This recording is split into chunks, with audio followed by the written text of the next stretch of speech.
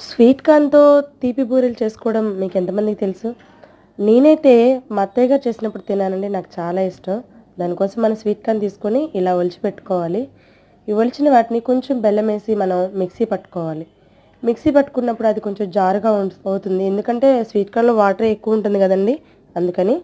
అప్పుడు అందులో మనకు కావాల్సినంత బియ్యపిండిని అండ్ కొంచెం బేకింగ్ సోడాని కలిపి మనం ఇట్లా కన్సిస్టెన్సీ ఇట్లా వచ్చేటట్టు చేసుకోవాలి. అప్పుడు పొయ్యి మీద నూనె పెట్టి నూనెలో మనకు కావాల్సిన షేప్‌లో గారెల్లాగా చేసుకొని వేసుకోవడమే.